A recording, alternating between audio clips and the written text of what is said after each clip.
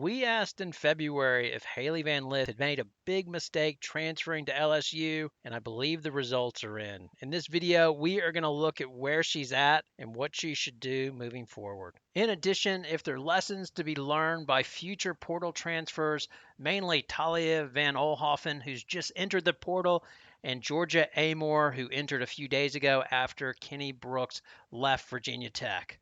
But before we start, if you enjoy the content, then please consider subscribing to the channel and giving the video a like. All right, let's get into this. So Hailey Van Lith announced after last season that she was entering the portal and all excitement built as LSU not only signed her, but Anissa Morrow combined with #1 high school recruit Michaela Williams, and it seemed like a pretty good bet that LSU would win a championship, if not a championship, they would definitely return to the Final Four. As overall, it just looks so good on paper. Hailey would slide over into the point guard role left by Alexis Morris and run the show with stars like Angel Reese, Anissa Morrow, and Falaje Johnson, and here we go. A championship is a certainty if you looked at the paper itself. Kim Mulkey would simply need to roll the basketballs out to the practice court, and on their way they would be. Not only that, transferring to LSU would give Hailey Van Lith a platform to show everybody how well she could play point guard, win a championship, and then pave her way into the WNBA as a future point guard.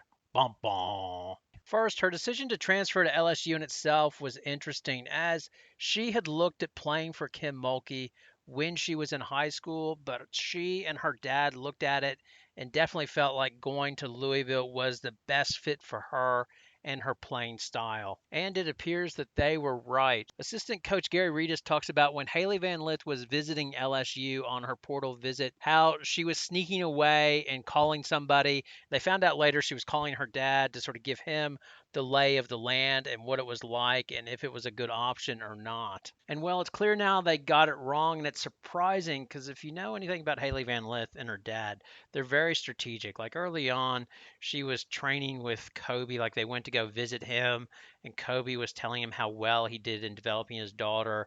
And you can see that they would work nightly, and most of that would involve him sort of making her be tough to go to the basket. Like he'd sort of hit her with a stick to make her focus on finishing, and that developed her well as like a finisher. But when you're training one-on-one, it's definitely difficult to develop those point guard skills where you're playing with five and trying to see the gaps and the openings and who to pass it to. So growing up or in her development phase, it was so focused on shot making at the basket and her shot. It's little wonder that the adjustment to being a point guard was always going to be a very big uphill, tough adjustment for her to make. But also surprisingly is she didn't understand how difficult the adjustment was.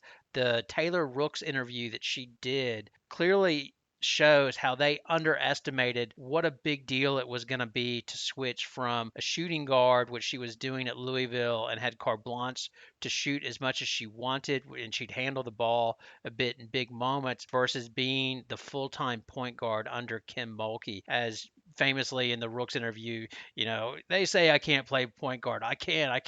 I just haven't been given the opportunity. And that will go down in legend. And unfortunately, doing that interview with Taylor Rooks just put a target on her back and LSU's back. Some of the things that she said in there just made life very tough for her when she talked about LSU had WNBA talent. It was like playing with a little WNBA team that would help prepare her for the league so well. I mean, that automatically, people see that and makes you a target straight away.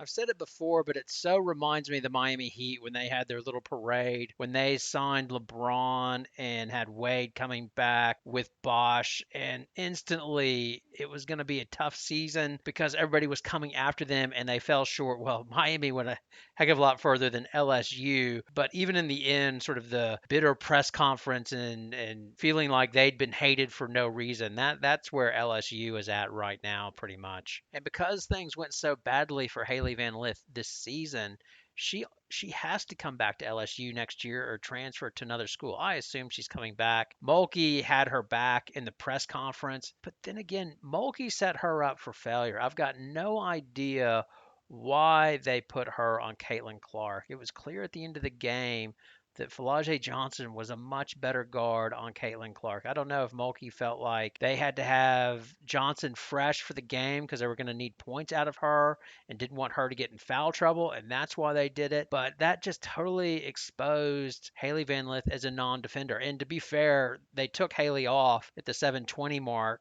to resettle her, and Poa didn't do any better. Like Poa, the year before, Poa like drew a charging foul on Caitlin Clark.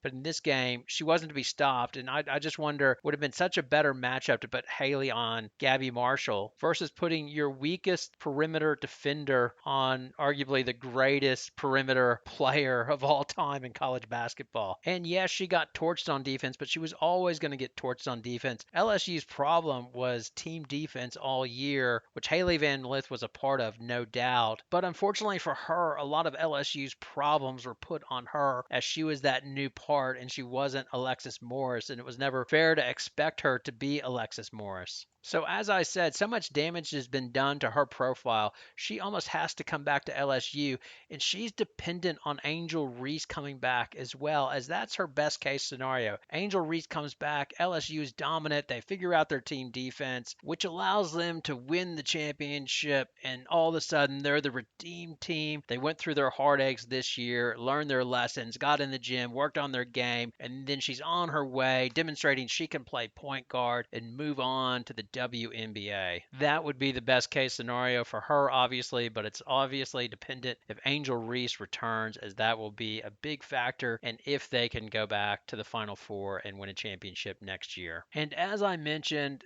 this could be a tale of warning for Georgia Amoore and Talia Van Oelhoffen, as they have just entered the portal. Now, I know other players are in the portal, but I singled these two out as they are successful with their current teams, and it's just a risk being a star and trying to go to another team because it doesn't always work out that way. That's probably why there's discussion that Amoore is interested in going with Kenny Brooks to Kentucky. Van Oelhoffen is likely leaving because Oregon State, and they're no longer in the Pac-12 due to the demise, and there seems to be unrest there in terms of who they're going to be playing and the level of competition, which is obviously a real shame and not her fault. But boy, when you're a star at a certain school, it is a big risk to leave that school and go to another school. I guess less for Georgia Amoore as she's going to Kentucky.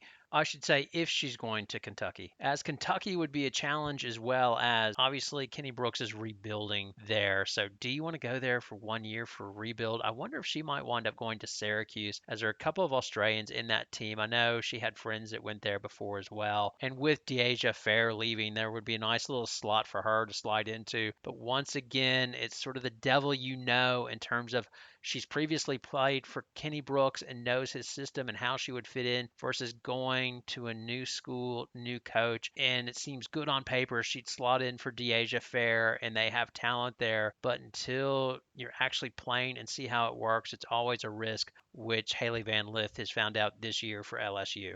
Thanks a lot for watching. Good night.